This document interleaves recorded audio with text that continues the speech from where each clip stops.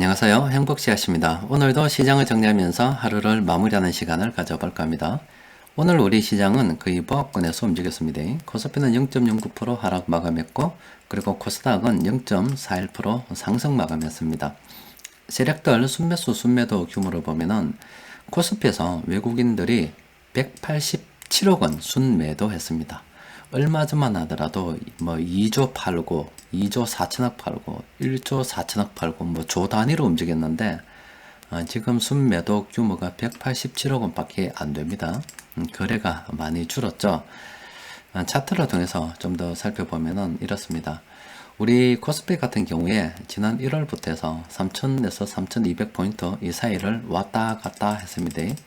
오랜 기간 이렇게 박스권 내에서 움직이다 보니까 사람들이 좀 지쳤어요.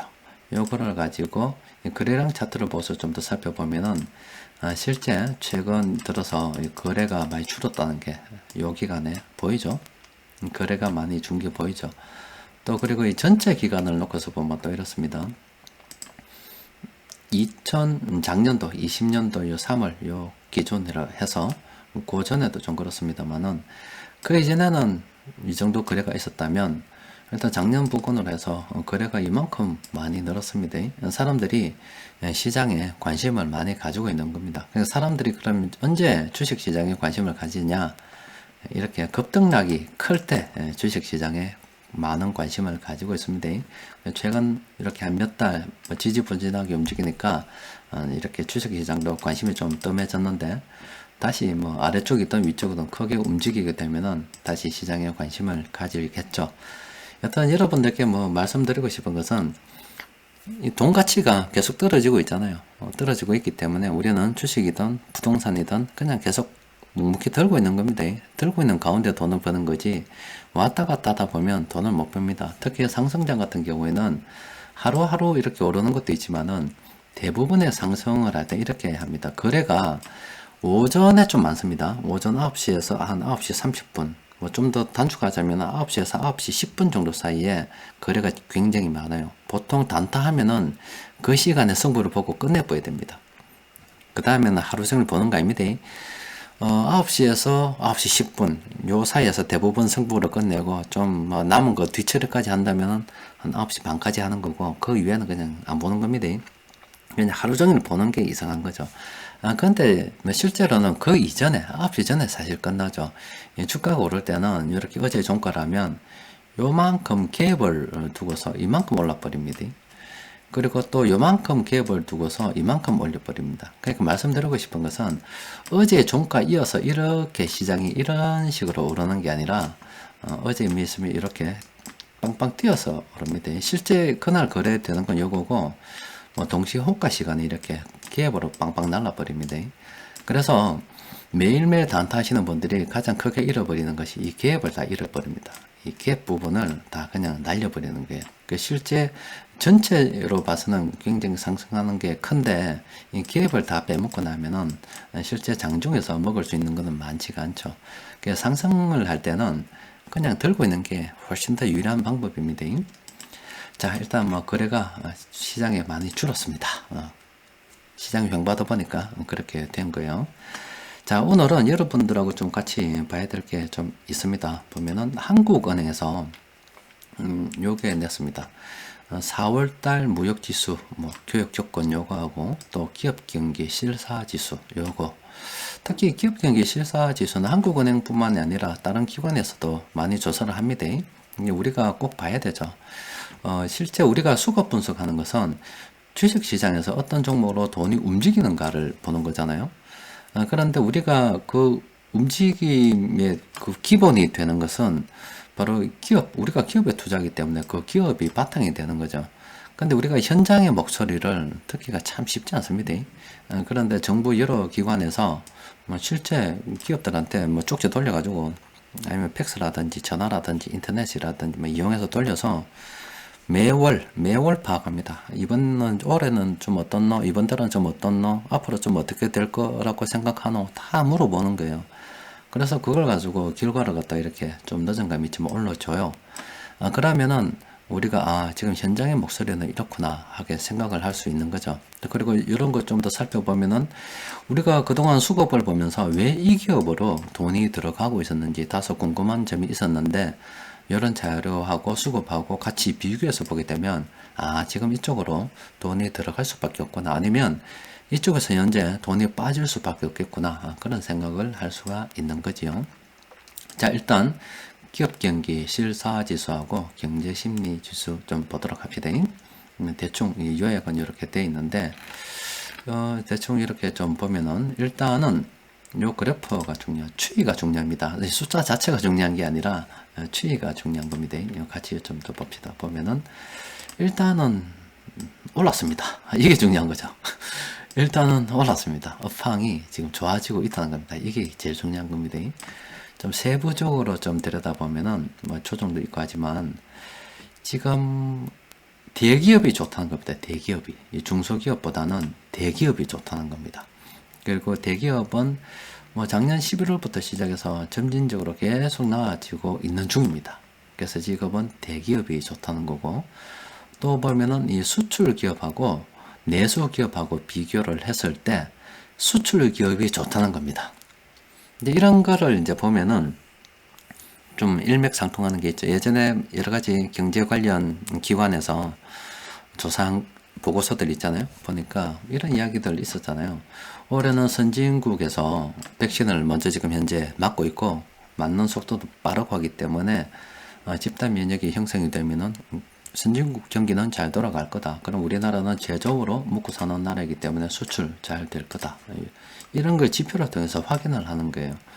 또 그리고 뭐 내년에는 아직은 이게 내수 기업이 우리가 이렇게 많이 좋지 않지만 결국 우리도 집단 면역이 형성될 거기 때문에 내년은 내수 기업 괜찮을 수가 있다. 그러면 올해 지금 당장 돈이 있으면 수출 기업 사는 거고, 아니면 내년을 생각해서 이 내수 기업들, 보복 소비 관련 기업들 이런 것들 지금 매수하게 되면 싸게 매수하는 거다. 내년을 보고 적립식으로 돈을 모아가야 되는 사람들은 수출 기업보다 차라리 내수 기업 투자하는 게 맞다.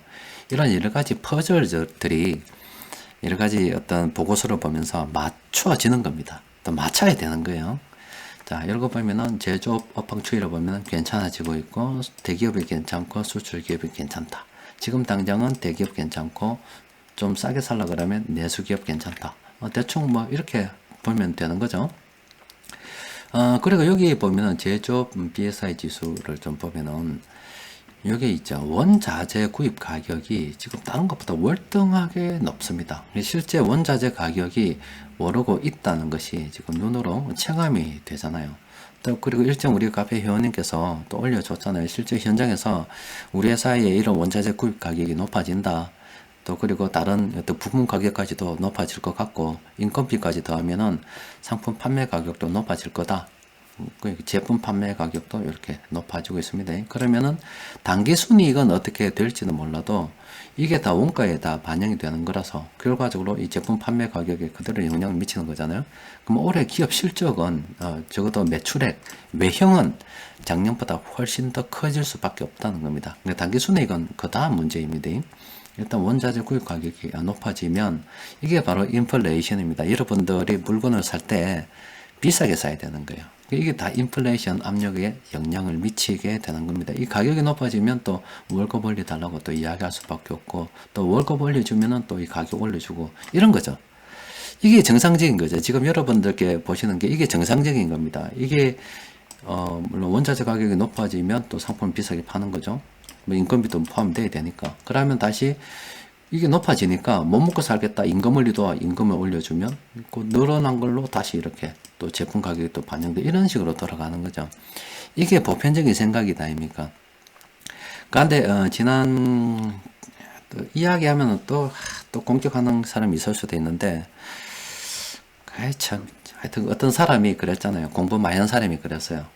소득을 많이 높여주면 소득 주도로 성장할 거다. 아유, 대단한 소리 할 때 내가 참 진짜 기가 많이 차던데, 어쨌든 소득 주도로 성장한다는 게 아니라 지금 이게 보는 게 맞는 거라고요.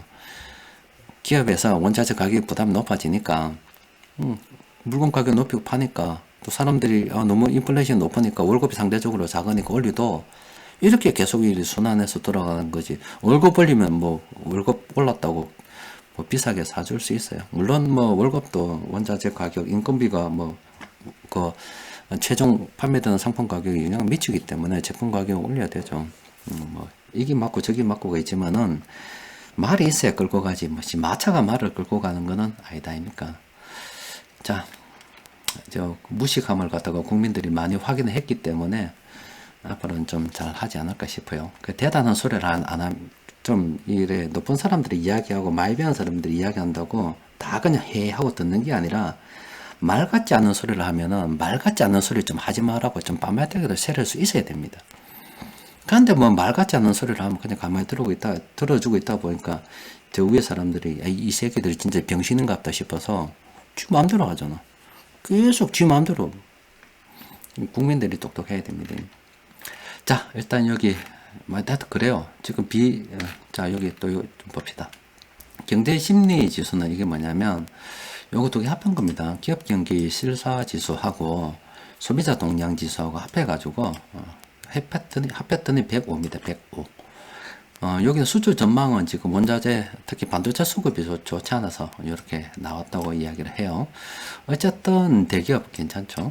업황 전망도 지금 이렇게 좀 그래요. 비제조업은 우리가 뭐 앞서 말씀드린 것처럼 내년을 좀 기약하고 기다려야 되고, 일단은 제조업은 이렇고, 소비자 동향 지수 보면은 가계 수입도 좀 늘어날 것 같다라고 이야기를 하고 있어요.